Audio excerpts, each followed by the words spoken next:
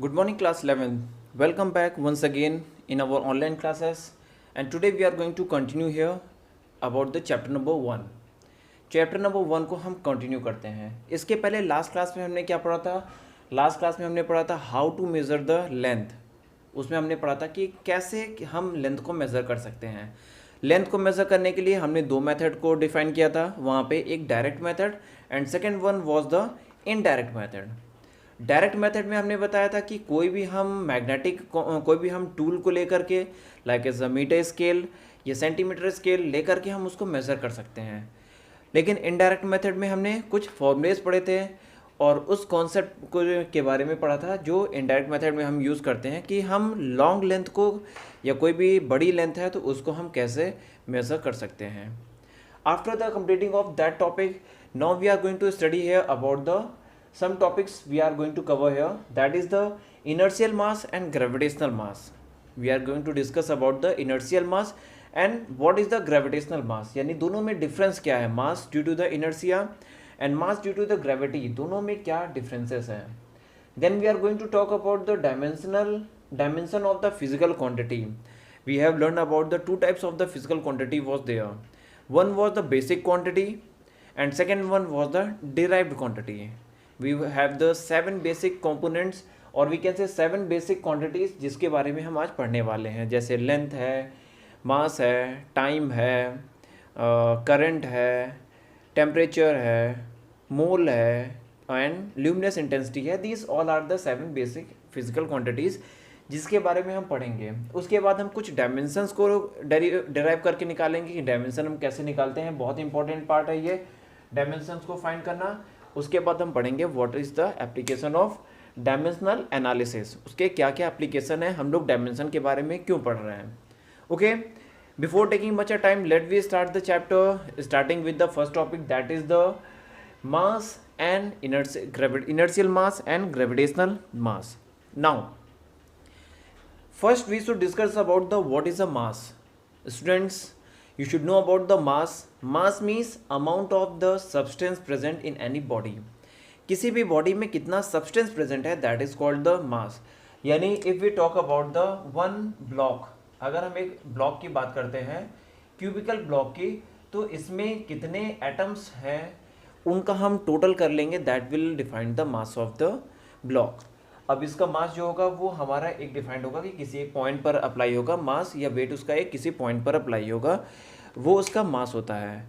Now we have divided the mass into the two types. The first one is the inertial mass and second one is the gravitational mass. पहला हमने divide किया inertial मास को और दूसरा हमने derive किया gravitational मास को define किया. इनर्शियल मास क्या होता है? The mass of a body which determines it's inertia of translatory motion. सबसे पहले हम क्लास 10 का एक चीज़ रिवाइज कर लेते हैं कि what is a inertia. Inertia क्या होता है? इनर्शिया क्या होता है? इनर्शिया होता है एक situation of a body. Inertia of rest के बारे में हमने पढ़ा है, इनर्शिया ऑफ मोशन के बारे में पढ़ा है, इनर्शिया इन सब चीज़ों के बारे में पढ़ा है. यानी बॉडी एक अपनी स्पेसिफिक कंडीशन में है तो that is called the inertia. Suppose that this is the pen. हमने इसको ऐसे रख दिया तो पेन हमारा क्या है? रेस्ट पे है. अब ये रेस्ट पे है तो रेस्ट पे ही रहना चाहेगी. It don't want to change its position until we are not applying the external force. जब तक हम इस पर कोई एक्सटर्नल फोर्स नहीं अप्लाई कर रहे हैं तब तक ये चेंज नहीं होगा. It means it has the inertia of a rest. इसमें जो इनर्शिया है वो इनर्शिया ऑफ अ रेस्ट है. अगर कोई बॉडी मूव कर रही है वो क्यों रुक जाती है? Because of the another external force. एक अलग एक्सटर्नल फोर्स की वजह से रुक जाती है जिसको कहते हैं हम इनर्शिया ऑफ अ मोशन. चलो देखते हैं, एक एग्जांपल की बात करते हैं. If we talk about the car को हम स्पीड अप कर दें, स्पीड अप करने के बाद उसका इंजन ऑफ कर दें, what you will see after some time the car will be stopped. कुछ देर बाद जाकर के कार हमारी रुक जाती है. इसका मतलब क्या है? कार में एक ऐसा फोर्स लग रहा है जो उसके मोशन को रोक दे रहा है. यानी उसके मोशन को ले जाकर के कार को रोक दे रहा है. यानी ऐसा क्यों हो रहा है? Because of the inertia. एक इनर्शियल फोर्स उस पर लग रहा है जो उसके मोशन को रोक दे रहा है. तो that is called the motion, inertia of motion. अगर एक स्टोन हमने इसको रख दिया और ये हमने एक पेन को रख दिया और ये पेन रखा हुआ है तो इसमें कौन सा इनर्शिया होगा? Inertia of rest. ठीक है, अब वापस आते हैं अपने टॉपिक पे। Inertial mass means a mass of a body which determine its inertia of translatory motion. Translatory motion का मतलब क्या होता है कि motion in a straight line. आपको मालूम है जब बॉडी स्ट्रेट लाइन में मूव करती है that is called the translatory motion. Means अगर कोई बॉडी स्ट्रेट लाइन में हमारा मूव कर रही है और उसमें कोई इनर्शिया जनरेट हो रहा है तो वो एक मास को डिफाइन करता है, यानी that mass is called the inertial mass. यानी अगर बॉडी स्ट्रेट पाथ पे मूव कर रही है और उसका कुछ मास हम ऑब्जर्व कर रहे हैं, मास उसका कुछ आइडेंटिफाई कर रहे हैं, तो जो मास होगा वो इनर्शियल मास होगा। यानी इनर्शियल मास कब हम कंसीडर कर सकते हैं, when body is in a motion. अगर बॉडी हमारा मोशन में है तब हम इनर्शियल मास को कंसीडर कर पाएंगे, अगर बॉडी मोशन में नहीं है तो हम इनर्शियल मास को कंसीडर नहीं कर पाएंगे। ओके, इनर्शियल मास का फॉर्मूला हम कैसे निकालते हैं, we know force is equal to F is equal to M into A, where F is the force और फोर्स को हम न्यूटन से रिप्रेजेंट करते हैं, M is the mass and A is the acceleration. हमने इससे क्यों निकाला, क्योंकि when we are applying the force F is equal to M into A, it means body is creating the acceleration. यानी body में क्या आ गया, एक एक्सेलरेशन आ गया, बॉडी में मोशन होने लगा, बॉडी मूव करने लगी है। ये बॉडी मूव करने लगी तो इसका जो मास होगा वो क्या होगा, इनर्शियल मास होगा। इसको एम और सफिक्स में आई से रिप्रेजेंट करते हैं। तो एम आई मीन्स इनर्शियल मास। तो एम आई का फॉर्मूला क्या हो जाएगा, एफ अपॉन ए, यानी force upon acceleration. When we divide the force with the acceleration that will identify the inertial mass. एक चीज़ और ध्यान देना, इनर्शियल मास को हम किससे मेजर करते हैं, विद द इनर्शियल बैलेंस है। इनर्शियल बैलेंस हम उसमें देख सकते हैं, हमारे फिजिक्स लैब में जाकर के वहाँ पे देख सकते हैं, ऐसा कुछ होता है। वन यहाँ पे एक टेबल होगी, टेबल के साथ एक स्ट्रिप को कनेक्ट किया जाता है लाइक दिस। यहाँ पे स्ट्रिप को फिक्स कर दिया जाता है, यहाँ पे एक पेन लगा रहता है, पेन पे हम एक वेट रख देते हैं, वेट की वजह से जो डाउनवर्ड पेन जाता है वो डिफाइन करता है इनर्शियल मास को, इनर्शियल बैलेंस को डिफाइन करता है। ठीक है, you can go to your physics lab and you can see there the inertial balance is present there. Okay, next second one is the gravitational mass. When a body is in a static condition, जब body रुकी हुई है, static condition में है, उसकी वजह से जो मास यहाँ पे जनरेट हो रहा है दैट इज अ ग्रेविटेशनल मास, यानी मास ड्यू टू द ग्रेविटी। हमने इस पेन को रख दिया, ये पेन रखा हुआ है, इस पर कुछ ना कुछ हम मास ऑब्जर्व कर रहे हैं, तो ये मास क्यों है, because of the gravitational force. Gravity उसको पुल कर रही है, जब ग्रेविटी उसको पुल कर रही है तो उसकी वजह से जो हम मास को ऑब्जर्व करेंगे that is called the gravitational mass. अब ग्रेविटेशनल मास का फॉर्मूला हम कैसे फाइंड करेंगे, in the chapter of the gravity we have studied here in class 9 that F is equal to G capital M small m of g, small m of g means gravitational mass upon capital R square, means when a object is situated on a body on a earth, sorry not in a body, on a earth, then we observe the mass, that mass is called the gravitational mass. हम इसको सबको transfer कर देंगे, we will get the formula mg is equal to mg, that is a g in suffix, don't think about that is a multiplication of g, multiplication मत समझना, ये suffix में लगा हुआ है g, that will be equal to fr square upon g m, g into capital M. Okay, that is the gravitational mass and we use the physical balance to measure the gravitational mass. physical balance हमने देखा है, वो भी हमारे lab में मिल जाएगा आपको। दोनों साइड में बैलेंस होता है, एक साइड में हम क्या करते हैं उसको वेट रखते हैं, दूसरे साइड में हम उसको मेज़र करते हैं। Okay, hope so the topic is clear to you all, this is a very important part. एक नंबर का इसका क्वेश्चन आता है ग्रेविटेशनल मास और हमारा इनर्शियल मास का क्वेश्चन एक नंबर का आता है। थ्योरेटिकल पोर्शन आएगा, इससे न्यूमेरिकल नहीं आएगा।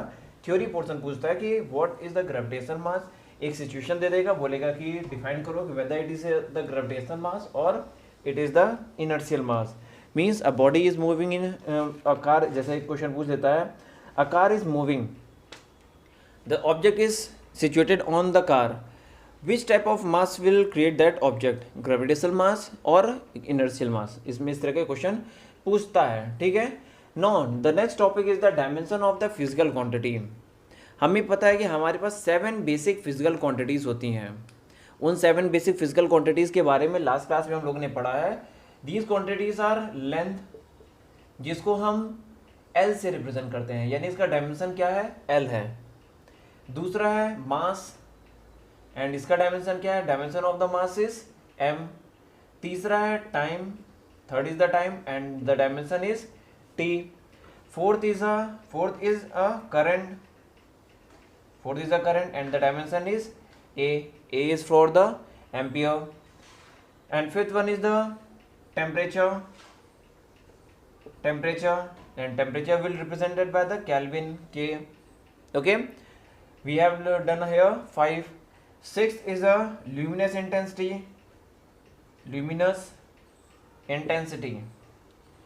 अब बहुत से लोगों को ल्यूमिनस इंटेंसिटी के बारे में नहीं मालूम होगा, इसको कैंडेला से रिप्रेजेंट करते हैं, CANDELA कैंडेला से रिप्रेजेंट करते हैं, CD से शॉर्ट फॉर्म में इसको रिप्रेजेंट करते हैं। You should know about the luminous intensity क्या होता है। हम किसी चीज़ को देखते हैं जो शाइनिंग नेचर का होता है, जैसे सन ज़्यादा शाइनिंग नेचर का है या moon, definitely you will say the answer is the sun. So whose luminous intensity is greater, the luminous intensity of the sun is the greater in comparison to the moon. Sun की luminous intensity ज़्यादा है और moon की luminous intensity कम है। इसका मतलब सन की luminous capability, luminous चमकने की कैपेबिलिटी, जो शाइनिंग कैपेबिलिटी है वो ज़्यादा है in comparison to the moon. That is called the luminous intensity और इसको कैंडेला में मेजर करते हैं, इसको शॉर्ट फॉर्म में CD लिखते हैं, ठीक है। And last one, seventh one is the amount of substance.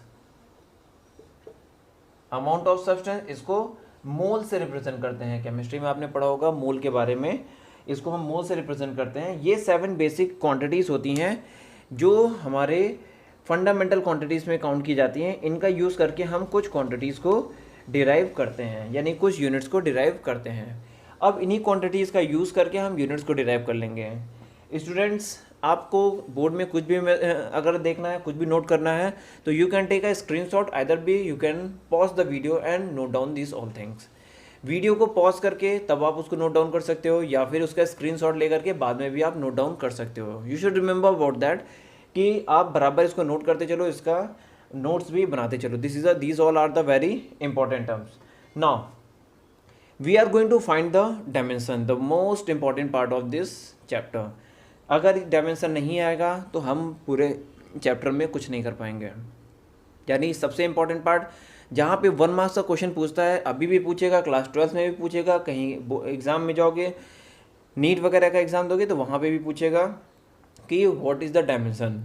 जो छोटे छोटे डायमेंशन होते हैं वो नहीं पूछते हैं, जो बड़े डायमेंशन होते हैं वो पूछते हैं। लेकिन बड़े डायमेंशन को करने के लिए हमें छोटे डायमेंशन मालूम होना बहुत ज़रूरी है। So today we will start from the smaller quantity. छोटी छोटे क्वांटिटीज़ को, डायमेंशन को हम स्टार्ट करेंगे। होप करेंगे कि आपको अच्छे समझ में आएगा और उसको आप नोट डाउन कर लीजिएगा, प्रैक्टिस करिएगा। डायमेंशन को 2 तरीके होते हैं तैयार करने के। एक तो हमें निकालना आना चाहिए, यानी कोई भी हमें क्वांटिटी दे दी जाए उसका हम डायमेंशन फाइंड आउट कर लें, और दूसरा उसका डायमेंशन हमें एकदम लर्न होना चाहिए। लर्न मीन्स जिसको कहते हैं रटाफिकेशन, रटा हुआ होना चाहिए। Because we don't have a such amount of time during the exam to find the dimension और टू कैलकुलेट द डायमेंशन। हमारे पास वहाँ पे इतना टाइम नहीं होता कि हम जाकर कैलकुलेट करके डायमेंशन निकालें और फिर उसका यूटिलाइज करें। इतना टाइम हमारे पास एग्जाम में नहीं होता है। चाहे वो IITs हो, चाहे वो NITs हो, चाहे वो नीट हो, किसी भी एग्ज़ाम में या बोर्ड एग्जाम्स हो, उसमें भी हमारे पास इतना टाइम नहीं रहता कि हम डायमेंशन को कैलकुलेट करके निकालें। तो सबसे बेस्ट ऑप्शन है you should learn about that, उसको एकदम रट डालो। बहुत से ऐसे डायमेंशन हैं जो सिमिलर हैं, बहुत से ऐसी क्वांटिटीज़ हैं जो सिमिलर हैं, सिमिलर डायमेंशन प्रोड्यूस करते हैं, तो उनको एकदम अच्छे से याद कर डालो। याद करोगे तो हम टाइम को सेव कर सकते हैं। बाकी आपको निकालना आना चाहिए, बाय द चांस कोई अगर भूल जाता है, so we can find that what is the dimension. Like ऐसा, चलो कुछ निकाल के देखते हैं। The first one is the area. Area का फॉर्मूला क्या होता है? That is a length into breadth. ये हमें मालूम है। हमें जब तक फॉर्मूला नहीं मालूम होगा हम नहीं कर पाएंगे। एरिया का फॉर्मूला होता है length into breath. Now length को हम मेजर करते हैं इन L, मीटर में। लेंथ को हम मीटर में मेजर करते हैं, और लेंथ का हमने डायमेंशन पीछे क्या लिखा था? L। ब्रेथ को हम मेजर करते हैं अगेन मीटर में, and that is also L। Then dimension is L square. Okay, this is the dimension of area. Hope so आपको समझ में आया होगा, बहुत ही आसान सी चीज थी। Second, let we find the second dimension, volume. What is the formula of volume? Length into breadth into height. Again all three are the unit of length, यानी इसको हम मीटर में मेजर करते हैं। तो इसको हम लेंथ को L से रिप्रेजेंट करेंगे, ब्रेथ को भी L से रिप्रेजेंट करेंगे, और हाइट को भी L से रिप्रेजेंट करेंगे। ऐसा हम क्यों कर रहे हैं? बिकॉज ऑफ लेंथ भी हम मीटर में मेज़र करते हैं, ब्रेथ भी मीटर में मेज़र करते हैं, हाइट भी मीटर में मेज़र करते हैं। तीनों का सेम डायमेंशन है तो तीनों का क्वांटिटी भी सेम हो जाएगा। So what will be the dimension? L cube is the dimension of this. Okay, चलो एक और फाइंड करके देखते हैं। Like as a density, third is a density. Density का फॉर्मूला क्या होता है? मास अपॉन वॉल्यूम, ये फॉर्मूला होता है। Now let we find the unit dimension. Mass को m से रिप्रेजेंट करते हैं, वॉल्यूम को L पावर 3 से रिप्रेजेंट करेंगे, ये हमने निकाला है। जब ऊपर ले जाएंगे power will be the minus, so we will get the answer m L power minus 3। This is the dimension of density. Okay, now let we find one more for speed और velocity, that is the speed और velocity. Dimension of speed और velocity, what is the formula? Speed, the formula of speed, meter per second, distance upon time। Metre पर second distance upon time होता है। Distance को हम metre में major करते हैं, that is the m, sorry length है हमारा, तो लेंथ को L से रिप्रेजेंट करेंगे और टाइम को T से। ऊपर ले जाएंगे, it will be LT power minus 1। This is the dimension of speed, ये हमारे स्पीड का डायमेंशन है, इसको हम मेजर कर सकते हैं। ओके, सो होप सो आपको ये समझ में आया होगा। इसको आप नोट डाउन कर लो, स्क्रीनशॉट ले लो और इसको आप कर लो, ठीक है। अब देखो कोई बड़ी क्वांटिटी का हम निकाल के देखते हैं कि how we can find the dimension of the bigger quantity, कैसे हम डायमेंशन को फाइंड कर सकते हैं। देखो एक बड़ी क्वांटिटी हम लेते हैं, like as a acceleration, dimension of acceleration. How we can find the dimension of acceleration? What is the formula for acceleration? Acceleration छोटा है, चलो दूसरा निकालते हैं, वर्क डन निकालते हैं। Work done, what is the formula for work done? That is the force into displacement। अब हमने फोर्स का भी निकाला नहीं है, तो we can apply the formula force F is equal to mass into acceleration into displacement। ये हो जाएगा mass into acceleration, F is equal to m into a। Now we know about the mass is m, acceleration is LT power minus 2 and displacement is L। Displacement और distance को हम metre में major करते हैं, उसको हम L से represent कर सकते हैं।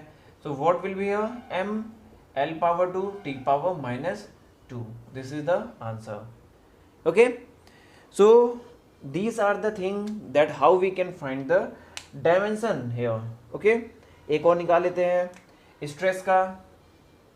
Stress is also a physical quantity. Stress का फॉर्मूला क्या होता है? फोर्स पर unit of area, force upon area. What is the dimension of force? It is m LT की पावर माइनस 2, ये हमने निकाला है, तो यह विल बी m LT की power minus 2 upon area is L square. Now we will rub, इनको रब कर दें ताकि इजिली आपको क्लियर दिखाई दे। तो ये डायमेंशन है, dimension of, dimension is this. Now cancel out, L and L is cancel out. What we will get? We will get here, इस L को ऊपर ले जाएंगे तो माइनस हो जाएगा, m L power minus 1 T power minus 2। This is the dimension of stress. So students, some more dimension we have, we can find that dimensions, उसको हम निकाल सकते हैं और उसको हम कर सकते हैं। इन सारे डायमेंशंस को प्रैक्टिस करना अच्छे से और अच्छे से इसका लर्न करना। आप लोग का होमवर्क भी यही है कि सारे डायमेंशंस को प्रैक्टिस करना रफ पेपर में और उसको लर्न कर लेना, ठीक है। सो अब हमारा नेक्स्ट टॉपिक है what is the application of dimensional analysis. हम इसको क्यों पढ़ते हैं, हमें ज़रूरत क्या है इसको पढ़ने की, हम क्या इसका यूज़ करते हैं। तो पहला, converting from one unit to another unit. हमें एक यूनिट दे दी जाए, SI यूनिट दे दी जाए, उसको MKS में कन्वर्ट करना है, तो we can convert the physical quantity from one system of unit to another system में कन्वर्ट करने के लिए यूज़ करते हैं। यानी पहला एप्लीकेशन क्या है? For conversion of one unit of system to another unit of system, एक यूनिट से दूसरे यूनिट में कन्वर्ट करना। यानी MKS से CGS में, CGS से FPS में, FPS से MKS में, आपस में एक दूसरे से कन्वर्ट कर सकते हैं। दूसरा, to check whether the given formula is correct और नॉट। हम इससे ये भी चेक कर सकते हैं कि जो हमें फॉर्मूला दिया हुआ है वो सही है कि नहीं है, वो करेक्ट है कि नहीं है। डायमेंशनली वो करेक्ट है कि नहीं है, हम उसको फाइंड कर सकते हैं। और we can also find the derivations of the formula, यानी हम फॉर्मूले का अगर हमें क्वांटिटी दे दी गई है कि हमारे पास 4 क्वांटिटीज़ हैं, velocity, displacement, acceleration and time, इसका आपस में रिलेशन निकालो, तो we can find the derivation, we can use the dimensional analysis and we can derive the formula for that, हम उससे फॉर्मूला डिराइव कर सकते हैं कि what will be the formula of that derivation. इसको हम नेक्स्ट क्लास में करेंगे एक बार फिर, वहाँ पे जब हम लोग मिलेंगे नेक्स्ट क्लास में, तो वहाँ पर हम करेंगे, डिराइव करेंगे इसको और पढ़ के देखेंगे क्या इसके डेरिवेशंस में हैं। ठीक है, उसके लिए आपके यूनिट टेस्ट स्टार्ट होने वाले हैं। होप सो आपकी तैयारी अच्छी से हो गई होगी। एक बार नेक्स्ट उसमें आपके यूनिट टेस्ट होंगे नेक्स्ट वीक में, तो अच्छे से तैयारी करना, कुछ MCQs भी तैयार कर लेना, ये सब छोटे छोटे MCQs में पूछे जा सकते हैं। ठीक है, तो आज की क्लास के लिए बस इतना ही। अपने इस वीडियो को लाइक एंड शेयर करिए, अपने फ्रेंड्स को शेयर करिए, जो चैनल में कनेक्टेड हैं वो ठीक है, जो नहीं कनेक्टेड उनको भी शेयर करिए, ताकि ज़्यादा से ज़्यादा लोग अपनी पढ़ाई स्टार्ट कर सकें। ठीक है, सो तब तक के लिए गुड बाय, टेक केयर, पढ़ते रहो। Okay, bye bye.